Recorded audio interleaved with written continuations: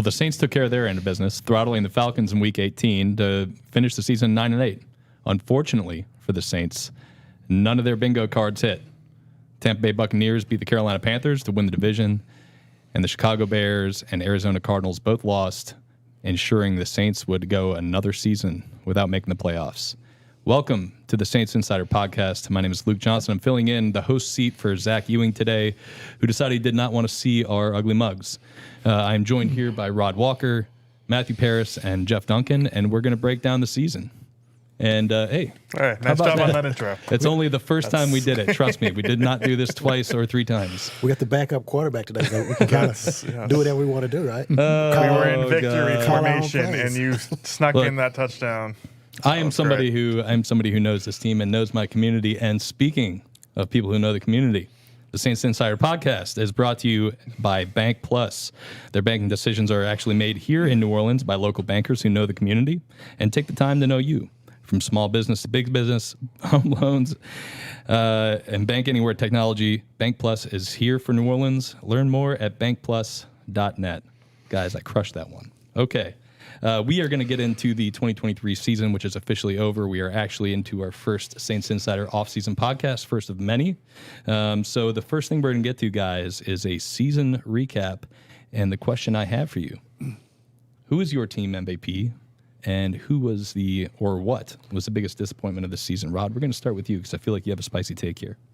I do not have a spicy take here, but I am going to start with the most disappointing player, and I think it's probably going to be unanimous, so you have time to think of somebody else if you want to go outside the box. But I think I have to go with Trevor Penning for that one just because, man, I mean, he didn't even touch the field toward the end of the season. He was a guy that we just thought was going to be better than this. I mean, you look at where he got drafted, and, I mean, he just hasn't been the guy that the Saints thought he was going to be, and it's really a disappointment on what they did in the draft back in 2022.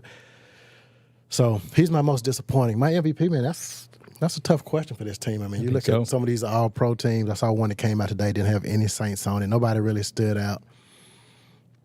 I think I'm probably going to lean towards DeMario just because I know production-wise he may have been a down year, but I think he probably kind of helped keep this team together when they could have easily folded. So I think I'm probably leaning towards him. I think Chris Olave probably was my guy production-wise, but I think I'm just going with DeMario because I think he just had a big part of this team not collapsing when they had every reason to. You know what? I really think that's an interesting pick for the MVP because I think I was going to lean on Chris Olave because he was, in terms of production, he was their best offensive player.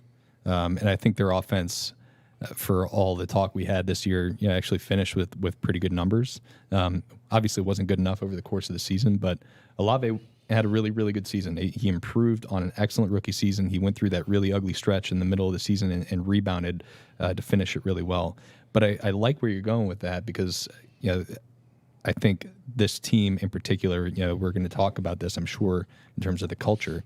It needed a glue guy, and I think DeMario probably was that for this team.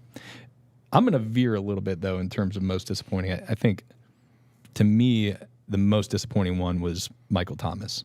We went into the season not really knowing what to expect out of him. And I think the thing everybody was really hoping for was just to see him play a full season, to see what it would be like after he missed basically 3 full seasons to come back in and drop into this lineup and see if he could replicate anything near what he did before. And unfortunately, he missed, the last 7 games of the season? Mm-hmm. I think that was the most disappointing part to me. It wasn't even his play on the field. I think you could argue that you were disappointed with the off-the-field stuff, with the incident with the neighbor out in Kenner and with the tweets and all that.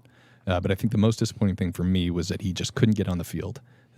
Anyways, I'll toss it to you guys and see what you have to say. Yeah, I think most disappointing, you guys brought up a couple good points. I'd throw Cam Jordan out there, just finishing with 2 sacks. Even more concerning, I think, when we asked Dennis Allen about it at his season-ending press conference, he kind of just mentioned that he's a run stopper now, and they have to figure out ways that he can become a better pass rusher. That's not – Cam Jordan's always been great against the run, but it's really been about whether he can pass or rush the quarterback or not, and I just don't know where he's at this stage of his career. Now, he battled a lot of injuries this season. Revealed this kind of neck injury at the end, so maybe if he can get fully healthy, but he's also in his 30s now. Who knows where he's at? He doesn't say he wants to retire, but aside from him, I would say Ramczyk is another one, just because disappointing in the sense that he might not be able to continue his career, but I thought he played fine. That team MVP, I'll throw Paulson Adebo out there just because if you think about most valuable, what can the Saints get from this season long term? I think he's blossomed into a number one corner. If they do decide to trade Marshawn Lattimore this offseason or part ways with him, I think Adebo showed enough to where he would be fine as a number one corner. But yeah, those are kind of my options. Yeah, those are good. I like DeMario for the intangible factor because I do think that's one of the bigger things. And he played well too. I mean, yeah, and he had. I think he's probably the closest player they have to an All-Pro probably this year. And I would throw out Taysom Hill just for his consistency and his versatility. But picking an MVP on this team's hard, man. I was just going to say that's the best part about this exercise is that there's no clear choices. Right. Maybe outside of I think probably Rod's right on the Trevor Penning being the clearest disappointment. Right? Yeah, the guy was supposed to be your starting left tackle, and at the end of the season, he couldn't even be your 7th or 8th offensive lineman. Yeah, and look, I mean, I would say Derek Carr was easily my biggest disappointment halfway through the season, maybe 3/4 of the way. By far, now he played so much better down the stretch. It did give you some hope for the future, but I mean, make no mistake, he was a big reason why the team fell short of its expectations because they expected him to be that guy to start the season. And I don't think some of these excuses that they've made, they just ring hollow to me, and I think to a lot of the fans, because it shouldn't have taken that long to steer the ship in the right direction. I know he has some young receivers that contributed to some of the problems, the protection issues, the offensive play calling, but it shouldn't have taken that long for him. He did not play well in certain games, and I don't think it had anything to do with any more than he just didn't play well. So, having said that, I do think there's reason to believe what Dennis Allen said the other day, that we saw some encouraging signs at the end that this offense can be effective without some of the issues that it had earlier in the season. Yeah, I mean, you could make the argument that he was their most disappointing player in the first half of the season and their MVP in the second half of the season. For sure. So I think the close to the season, in my opinion, does give me a little bit better feeling about this team. There's not going to be one drop of talk this offseason about whether they need to move on from him. Right. So it was really encouraging to see that, but you got to see that over the course. That's why you're paying him all that money. Okay, before we move on, though, rather than just kind of drilling in the players, I want to get y'all's sense of, look, this season in general was a disappointment. So avoiding the talk about the players, just generally what was the most disappointing aspect of this team this year? What in your mind, is what prevented them from being a 10-win team that's hosting a playoff game this weekend and what they are now, which is a 9-win team that's sitting at home? I think specifically, I mean, you got to look at those red zone issues they had early on. Was just, and that to me that goes on. I don't know if you want to put it on Carr or Pete Carmichael or what, but they were just atrocious in the red zone. And they had that stretch in the season where they typically practice the red zone on Friday. They started doing it on Thursday and Friday, and all of a sudden it got better, which is crazy to me that was part of the fix. But to me, that was the biggest issue with this team. The offense was just, they were very disappointing. Yeah. Matt? Yeah, I would say offensive coaching specifically. I mean, I think they made a really smart adjustment to get more play action as the season went along. I really thought that helped Carr, but you look at Carr's number throughout his career, that's one of the best things he's done.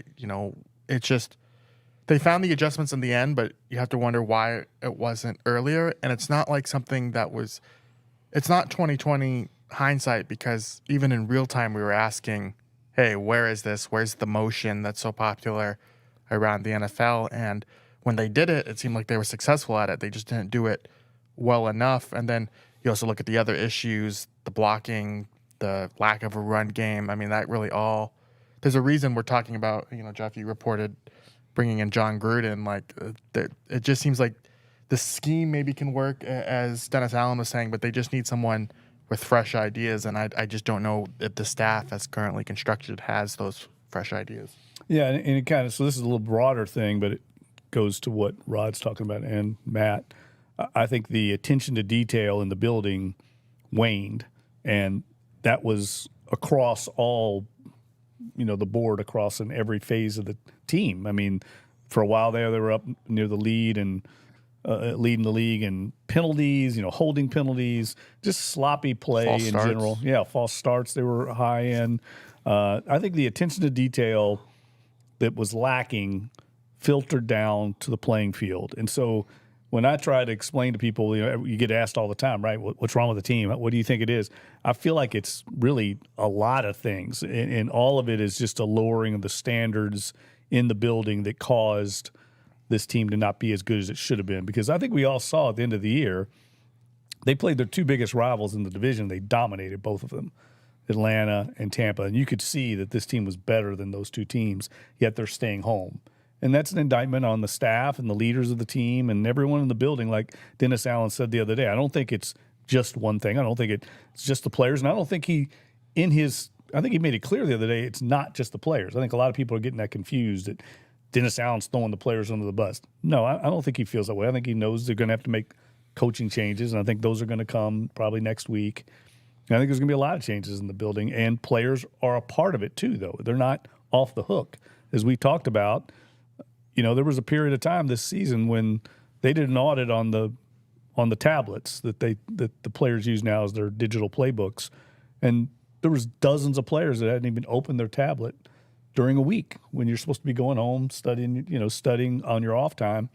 That's a problem with the players. Now that's also a problem with the coaches getting something out of them to hold them accountable, but it's everything. And so I think that really is what led to this. And it's happened before, and it'll probably happen again. But that complacency that Dennis Allen was referring to, I think, is kind of the biggest culprit here. It's a lot of little fires, right? Yep. A lot of little fires. And before you know it, everything's on fire. All of a sudden, it's an inferno. So, and I think that's what I want to get to is my biggest disappointment was for the first 10 weeks of the season, maybe even more than that. I felt like I was writing the exact same story after every single game. Mm-hmm. They had the exact same problems week in and week out. And that, to me, is an indictment of the coaching staff. And look, I think Dennis earned a right to come back for another year. They closed the season strong, and you can see, like, okay, the pieces are there. But, like, they can't let this stuff go for 8 weeks anymore. They need to see what's wrong, identify a solution, and get it right, like they did with the red zone stuff. They can't let that go 10 weeks. So I think that, to me, they need to take a hard look at what they're doing, and they need to be like, okay, we had a good enough team. We beat the doors off of Tampa Bay and Atlanta in week 17 and 18. We had a good enough team to win the division, and probably, they could have made some noise in the playoffs. They can't let all those little problems linger and fester and turn into something worse. That, to me, was the biggest disappointment. So, with that said, I think it's time to turn to another disappointing thing. And I think, for me, this is going to be the last time I'm ever going to discuss this because I think it's been overblown in the days following the season. But this is our first time talking in this format after the season, so we've got to address it. I want to know y'all's take on what happened at the end of the game Sunday in Atlanta. They're beating them 41-17. They're in the victory formation. Next thing you know, Jamal Williams plunging into the end zone for a touchdown. Let's put this to bed with the next two questions. So we'll start with you, Rod. What's your take on it? Give me something spicy. I do think it's overblown, like you mentioned. And I just kind of talking to the players, I think kind of looking back at it, I think they kind of realize that, we probably should have taken the knee. But I think in that moment, it's the 1 minute left not only 1 minute left in the game, but 1 minute left in the season. And they're like, okay, let's get Jamal a touchdown. And I talked to, I think it was Eric McCoy, or maybe C's, I can't remember the day, and they talked about, I think it was 2 or 3 possessions before that. The Saints were like at the 1 yard line, got a false start. And they wanted to get Jamal a touchdown then. They ended up moving back 5 yards, and I think A.T. Perry ended up catching a touchdown. But so they had kind of thought about, hey, we want to get Jamal a touchdown, and that's what they ended up doing.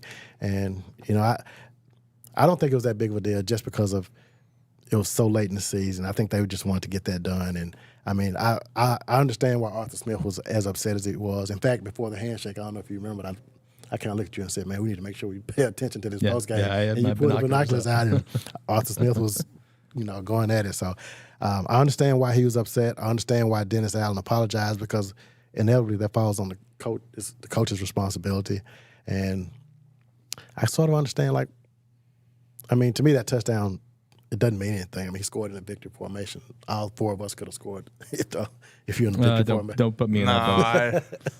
I could. I'm taking the Jeff loss. and I could have got that one. Yeah, we'd have gotten in there. But We'll hand it off to you. That's fine. so yeah, I mean, I just think it was a really rare circumstance, and that's why they did. I mean, even James Hurst kind of mentioned, it's 1 minute left in the season, basically, and they just decided to give Jamal a touchdown because they really wanted him to have Yeah, one. and I would echo everything you said. I think people have to look at it within the context of how the decision was made. Hurst said, we weren't out there collectively saying, let's undermine the coaching staff. And this wasn't a well thought out thing. Right. It was like the clock was ticking, they're in the huddle. They're like, I compare it to your kids, you're not supposed to get your hand in the cookie jar. You're not supposed to take one last cookie, and it's wrong, but you do it anyway because you want the short-term gratification of a teammate getting the touchdown. And they weren't thinking of the long-term consequences of that or the big picture, which is what James Hurst mentioned. He said, it was in retrospect, it was short-sighted because it caused our head coach to get caught in this kerfuffle at midfield, and now we look like we're bad, poor sports. So in retrospect, I think they probably regret it, but they would probably still do it again.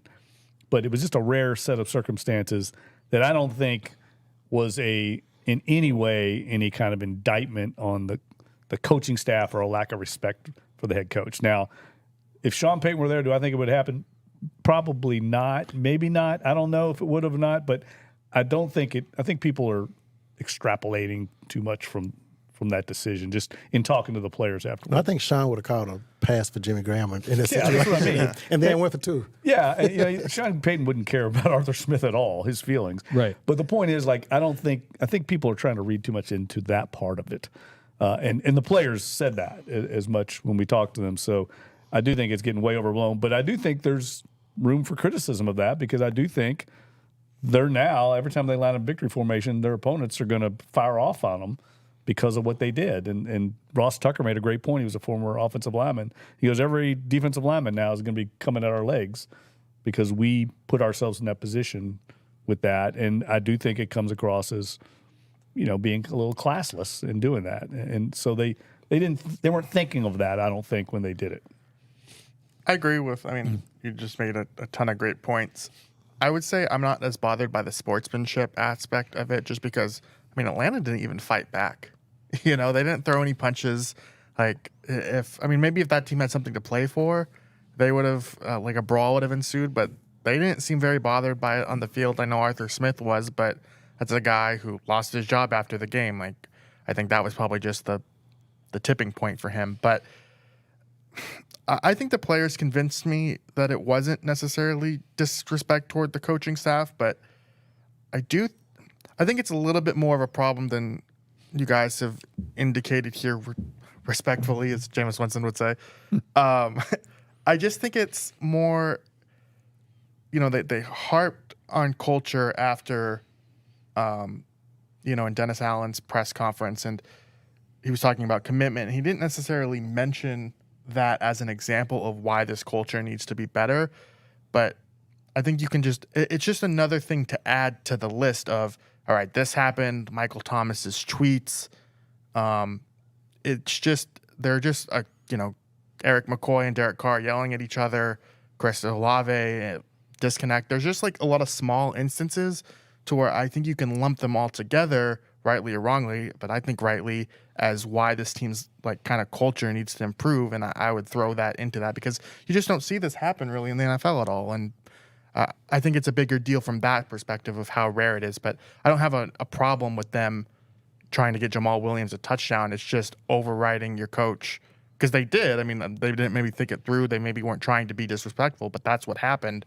And so I think when you look at all these things together, it's a little bit bigger of a deal in the long run. It's a sign of dysfunction. Yeah, let's take it from there because let's put this to bed here because I think Dennis Allen caught a ton of flack after that game because of not having his players' backs. Right? He said, "Hey, players went rogue. They did their own thing. It was not supposed to be that. That's not who we are." And everybody. And look, you're looking through the prism of Twitter. Everybody hates Dennis Allen on Twitter. Okay, it's what it is. It's a bad prism. It's a bad prism to look through. But I mean, there's already a lot of people. I mean, my feed is constant with the fire Dennis Allen responses to literally anything I tweet. It's overwhelming. It's too much. Sorry, I'll try and stop. So, but I think Dennis had a right there to be upset. Oh yeah, because I mean, and it's I get people saying that he didn't have his players' backs or whatever, but like his players gave him the big middle finger, right? And they said like, hey, we know you want to do this, but we want to do this even more, and we have the power on the field, so we're going to take it into our hands. So like I don't think Dennis Allen was in the wrong to say he was upset about that afterwards, because and we saw Benjamin Watson on Twitter come out the other day and say like, you just announced to the world that you don't have control of your team. So I want to get y'all's take on this.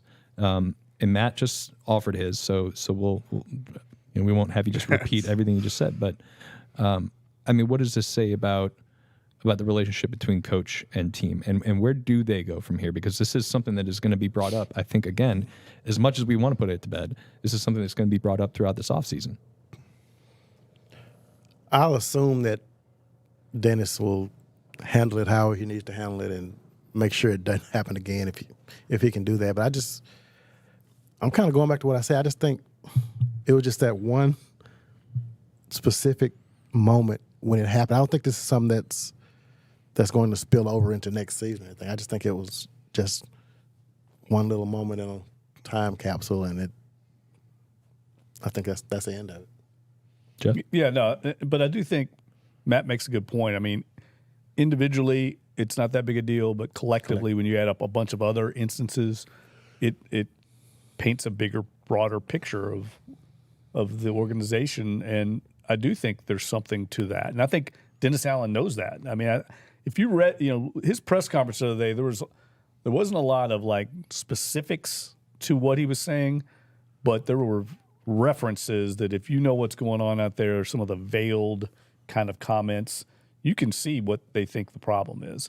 And I don't think it's as widespread as people think. I think there's some issues culturally they need to change, but I don't think the entire locker room is any kind of insurrection or any kind of mutiny going on in any way. I think they need some better leadership out of some of the players, and I think that's something that'll be changed and addressed this offseason. But I do think that incident was just an isolated, like Rod said, a set of circumstances.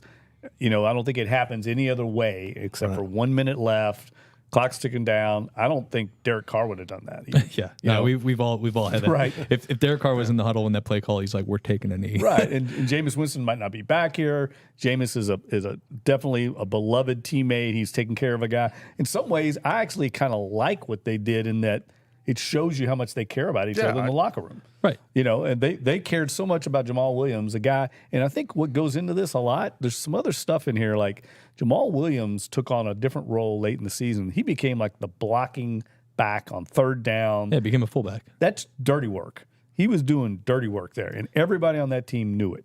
And he did it because Alvin Kamara didn't want to do it. And that's what needs to be said. And so they are basically backing Jamal Williams because they know he was doing all this dirty work and not getting the glory. They wanted to reward him. And so I think that needs to be said. I mean, like they're looking out for a guy's back. Right. And that's the thing is like there's nothing wrong with that. Right. It is unfortunate that they have this dominant win at the end of the season and that this is what much of the conversation is after the game. Before we leave this off, Matt, I just want to get your take on this specifically. You wrote a story this week about the Saints' perception of their culture in their locker room and what, if anything, needs to change about that going into next season. So based on some of your conversations with the players, with the coaches, what was kind of your takeaway from that? Yeah, besides the things we already mentioned of all these little small issues like kind of adding up. I think this element here of them having success the way they did from 2017 to 2020, I don't know if it created a false illusion of, now we're set, we're going to make the playoffs every year. But Dennis Allen said they had to get back to the grind a little bit. And I wonder if this team kind of forgot all the hard work that went into those seasons to make it 4 years in a row. And, I just think they kind of have to get back to that. And so I don't necessarily know, it's been 3 years since they made the playoffs. So you would hope that those things didn't exist. But maybe like down the stretch of this past season, Dennis Allen kept harping commitment.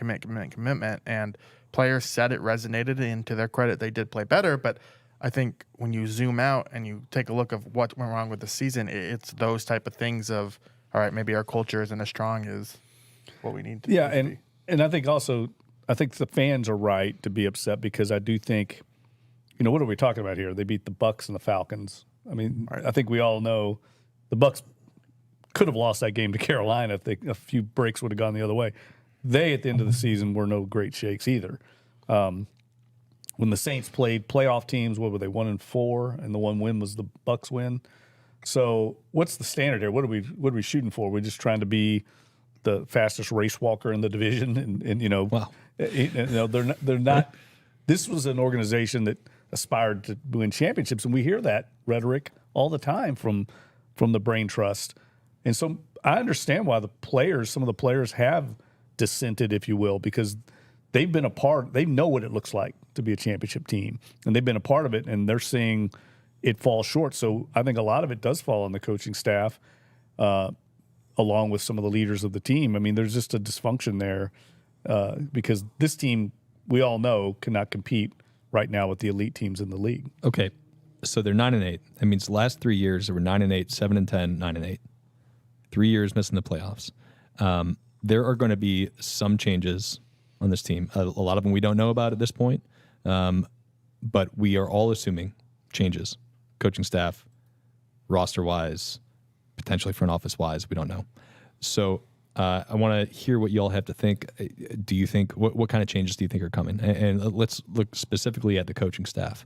Dennis Allen, we're all assuming is going to come back. He expects to come back. Haven't heard that officially from the Saints yet, but I mean, I'm imagining his staff is going to look a little different next year. Yeah, I would think the offensive staff is going to get an overhaul. Like, that's just my read. We were talking about those veiled references the other day.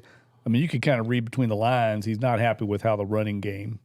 I think Dennis Allen's plan was they were going to run the ball, be a defensive-minded team, and take the pressure off Derek Carr.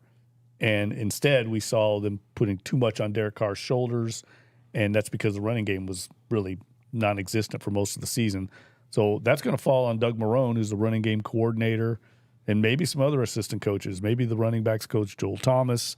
I don't think Cody Burns is untouchable at receiver. I think someone's going to pay the price for those receivers struggling to adjust early on with the routes and all the things that were dysfunctional early in the season. I don't know if anybody's untouchable on offense, including Pete Carmichael, who we all know struggled with some of these adjustments, took way too long to adjust offensively all season. So I think the whole offensive staff is probably under a microscope right now with Mickey Loomis, Jeff Ireland, Kai Harley. They're all meeting with Dennis Allen this week.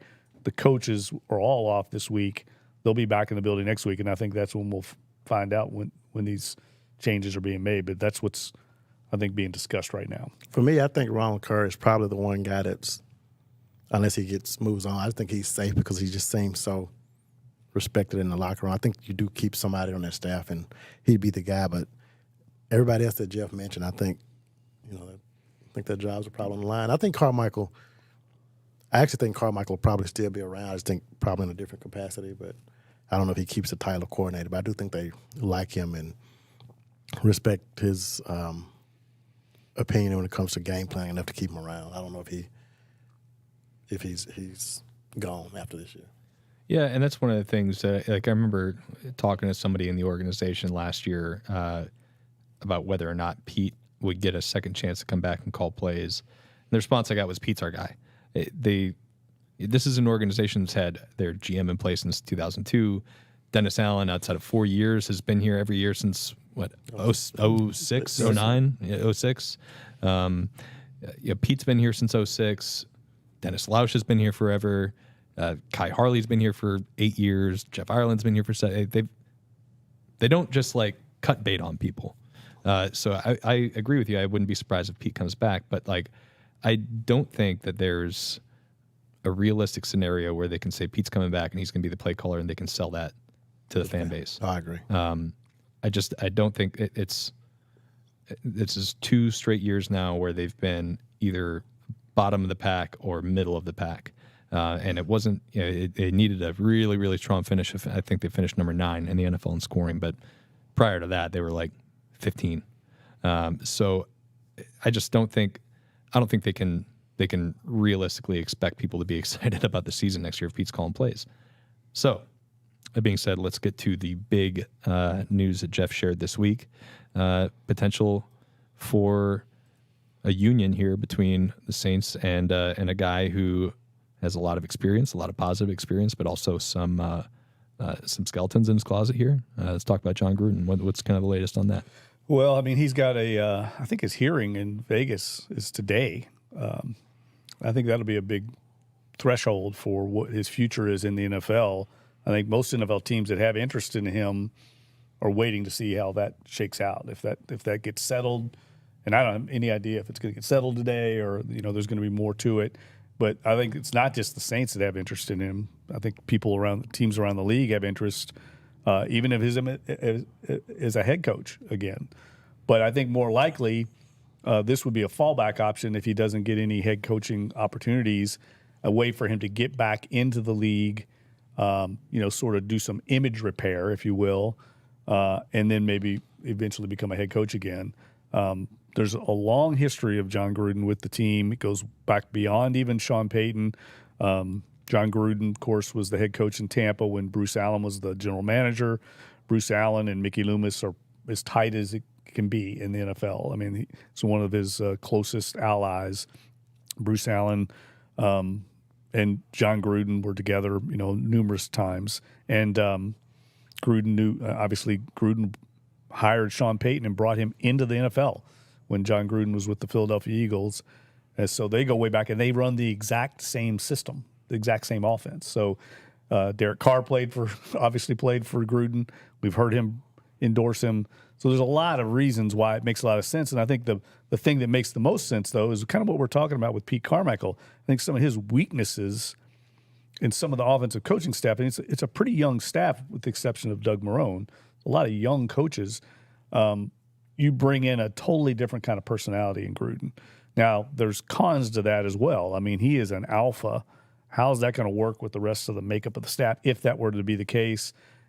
Not to mention his off the field issues with the emails. I mean, and how that's going to play to the locker room. It's one thing to have him come in as an observer consultant in training camp. It's another thing to have him in the building every day and working with him. So there's a lot of complicated things there. I don't know if it's going to happen or not. I think there's definitely mutual interest there. There's a reason, he's been around a lot. There's a reason he had dinner with them down there in Tampa 2 weeks ago.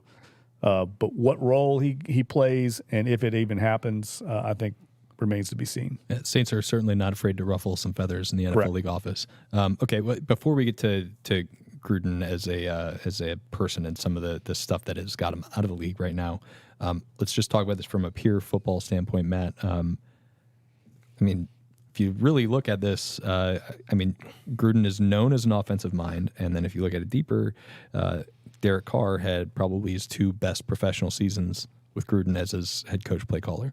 So just from that particular standpoint of him as a football coach, what do you think? Yeah, he's been innovative. There are different styles of offense, obviously. I feel like under this scheme, it's very West Coast heavy principles, but he seems to get to know the most out of his players. Now, what's interesting about why it's worked so well with Carr is, Jon Gruden's been a guy who hasn't really. It seems like he's had some quarterback instability just because he expects so much from the position. But I do think it would be a good fit for Carr. I think he has some talent to work with here on this roster if he were to join. It's just, we talked about overhauling the staff. I wonder how much, if they bring Jon Gruden in, how much does he have a say in bringing guys with him? Like, I mean, Jay Gruden is out of the league, but would he bring his brother there? I mean, that would be great from a media standpoint because Jay Gruden is also very fun to cover. But I just wonder, is this just Jon Gruden, or is it Jon Gruden and the people he knows, and do they try and make over the staff this way? But I do think there are some pros on it, but I don't know if it is that much of a benefit to outweigh the social aspects of it all. So let's talk about that, right? Obviously, Gruden has been out of the league since midway through the 2021 season, right? And he resigned because of a series of emails that leaked in the New York Times. And prior to that, some comments that leaked that Matt was well aware with from his time covering the Commanders, racially disparaging comments toward was it DeMaurice Smith? Mm-hmm. Yes. So look, my stance on this is the comments are should be despicable to anybody hearing those. But then you're talking about bringing a guy like that into an NFL roster where the vast majority of this roster is African American. You're talking about coming into this city that is a majority black city. I think that's a tough sell. Yeah, and I think it's something that if the Saints make this move, they have to address it. Like, get in front of it. Don't just sneak them in here and act like none of this stuff happened. They have to address it. If that means, hey, we sat down and talked to John about this, or whatever they have to do. I mean, they just need to get in front of it, I feel like. I remember talking to, and I can't remember which players it was, but during training camp, I kind of asked some players what they thought about it, and they seemed like they were fine with it. I think and maybe players weren't really in the loop of what some of the emails said or whatever. But so I think in the locker room, I mean, it may go over fine, but I do think it needs to be addressed before he takes over. Yeah, I agree. Before he comes, if he comes. And this is not the first time we've had a conversation about the Saints in a really, it's a controversial figure, right? I mean, 2 years ago, I was like hoping and praying they wouldn't pull the trigger on a Deshaun Watson trade, right? Because I mean, how do you even cover that guy? How do you root for that guy? Even if it was just allegations, and it's hard to get past that. So I don't know. This is just a really tricky one for me. Yeah, and look, I don't necessarily think it's a done deal. It's going to happen. I think it's something they're considering, and I think that's the way we reported it. But I do think there's an intention there. The fact that they brought him in. I mean, he's spoken to the team. A team meeting up in front of the entire team. That shows the respect at least the front office has for him. I don't think you put him up there, unless you really believe in this guy. And the continuing relationship, I think, points to something there. And there was a report in the Washington Post, too, this week that, citing some anonymous sources saying, the Saints have had interest in him for a while. So there's definitely a lot of smoke there. Whether it actually comes to fruition, I think, remains to be seen. But I can see from just strictly a football standpoint why there would be an interest, because he would bring an alpha mentality to that coaching staff on the offensive side of the ball that they don't have. In a lot of ways, it would be almost a mirror image or a mirror to what Greg Williams did to the defense in 2009, where you almost have a head coach of the Dennis Allen's bringing in a head coach of the offense to the offensive side of the ball, the same way Sean Payton did with Greg Williams to the defense. And it worked that year. To a Super Bowl. But there's a lot that comes with Jon Gruden. There's a lot. And I agree with Rod. I think Ronald Curry would have to be promoted and have to be probably the offensive coordinator if they did do that. And Gruden would be an senior offensive assistant or something. There would be, some consideration to how they presented that and the makeup of the offensive staff. There are a few things, too. There's just because Gruden is suing the league right now doesn't exempt him from, like, the Saints can hire him. I mean, you look at Brian Flores, he's suing the league. He has a job in Minnesota. Steve Wilkes is suing the league. He has a job in San Francisco. Like, the lawsuit itself doesn't prevent the Saints from hiring Gruden. I think that's important context to add. The interesting thing about bringing Gruden in is if the Saints struggle next year and they want to fire Dennis Allen after 4 games, does Gruden become the head coach? Like, is that a move that maybe you have to consider if you're Allen anyway, if you're weighing this? I mean, maybe it's up to Mickey Loomis. Well, I think I've thought about that, but I mean, I think Dennis Allen realized he's going to be gone next year no matter what. Right. So he's got to win next year, and if he thinks Jon Gruden can help him, that's fair. I think that's the way he would look at that. And then I wonder if the Gruden emails are specifically tricky because, and this is why he's suing the league, is because he made them as an employer of ESPN. He didn't make them during his time as the coach of the Raiders. And so I wonder if they try and do public relations damage that way of, these were comments when I made years ago in a private setting. Like, I don't know. I mean, I don't think that excuse would fly, but I just wonder how they try and message it or massage it as well. And I don't know. But those emails are the reason Dan Snyder is out of the league, I think, because you look at that sexual harassment scandal in Washington, like, the initial report came out of Beth Wilkinson and it was like pretty much buried. It was done. And then those emails came up and it really just recycled the whole issue again. And fast forward, and Dan Snyder is no longer in the league. Well, it will be an interesting offseason. Like I said earlier, I think a lot of stuff is going to change. I think a lot of stuff about the roster is going to change, coaching staff, and look, they've got 2 of their key front office components are set to interview other places for GM jobs, so there could be some changes there. So we will stay on top of it throughout this offseason. We got another show coming for you Friday. I'm sure we'll talk about some of the other potential changes with this team. But that's all we got for today.